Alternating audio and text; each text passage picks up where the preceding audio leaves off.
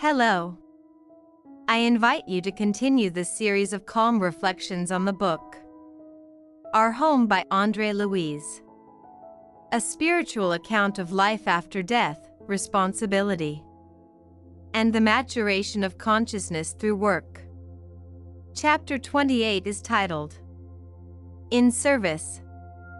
This is a quiet chapter, yet a very profound one.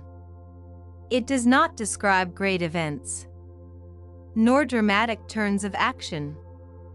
Instead, it shows something very important. The moment when spiritual work ceases to be a duty and begins to become a natural joy of the heart. It is another step in the transformation of André Luiz. After the evening prayer, Tobias turns on the receiver to listen to reports from the Samaritan teams working in the regions of the Umbral. André learns that these teams maintain regular communication with the colony and report at specific hours. On this evening, however, the message is especially troubling. The Samaritans announce that they have managed to rescue 29 spirits from the depths of suffering. 22 of them are in a state of serious mental disturbance. 7 others are extremely weakened spiritually, almost completely exhausted in their psychic strength. The transport will arrive at the colony shortly after midnight. Immediate preparations must be made to receive the new patients. Surprised, André asks why a transport is necessary. After all, they are spirits.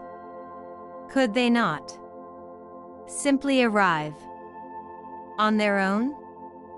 Tobias answers calmly.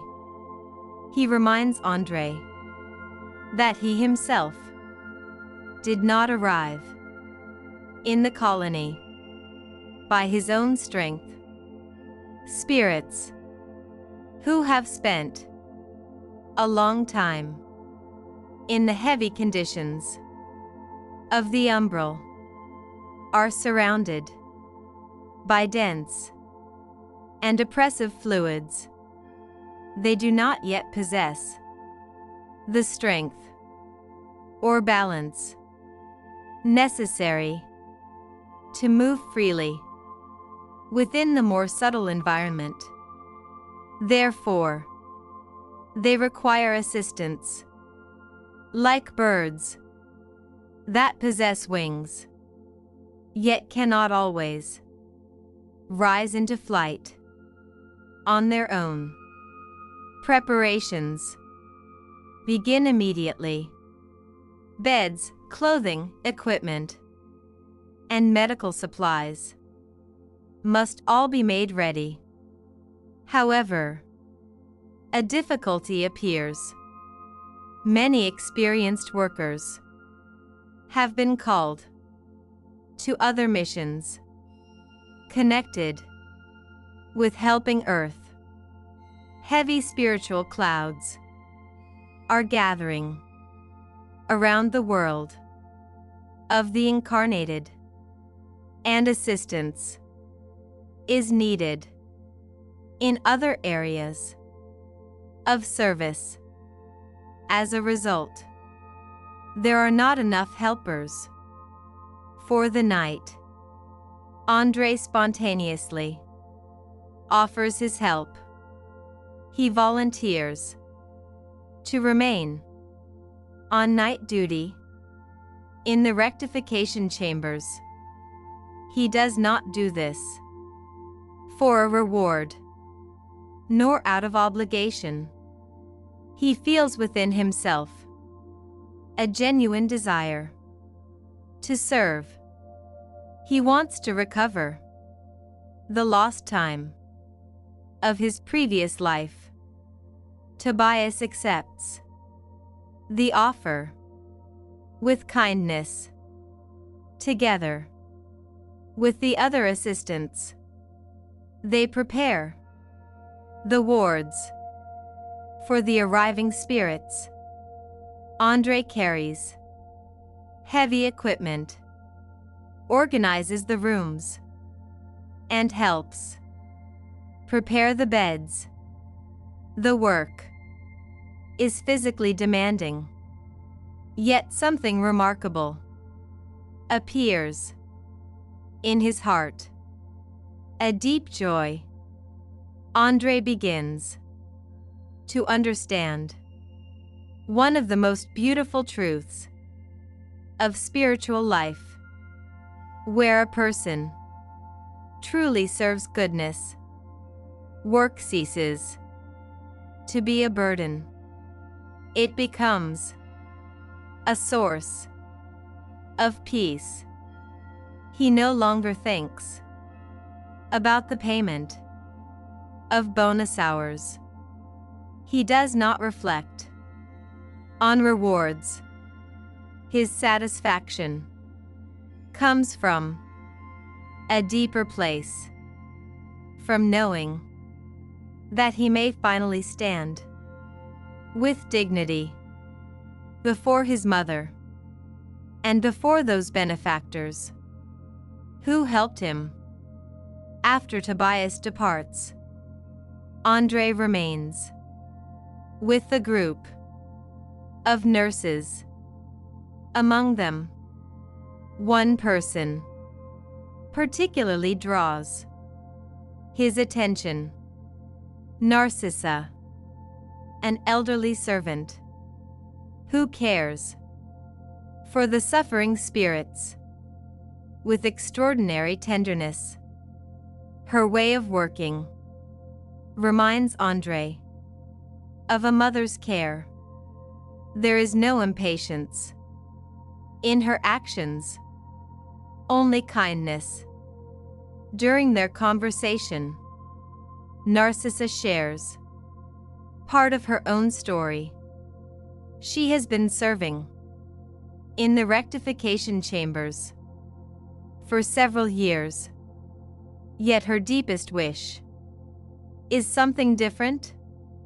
She hopes to return to Earth in the future in order to meet several beloved spirits and work together for their spiritual renewal. For a long time, she was not granted permission. Her emotional balance had not yet matured. Finally, Minister Veneranda agreed to support her request, but she placed a condition: 10 years of service in this demanding sector. At first, Narcissa felt that the requirement was too severe, but with time, she came to understand its wisdom. This work helped her regain inner balance. She became calmer, more mature, and better prepared for her future experiences. Listening to her words, André feels deep respect. Observing how Narcissa lovingly cares for the suffering spirits, he begins to understand that true greatness in the spiritual world does not lie in knowledge or position. It lies in the ability to love in a night shift of service, in selfless dedication. This chapter is about the joy of work.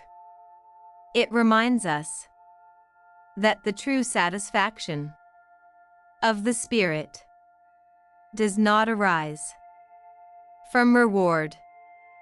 It arises from the feeling that we are useful for the good of others.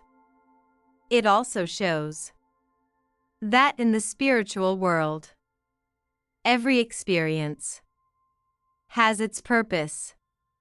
Sometimes the path leads through difficult places, through work, among suffering. Yet it is precisely there that the spirit grows the most, and it leaves us with a simple yet demanding question: are we able to discover joy in serving others? Perhaps it is precisely there, in quiet work, for the good of another being, that the true peace of the spirit is born. In the next chapter, we will see how André Luiz experiences his first night of intense service in the rectification chambers. The journey continues. See you soon.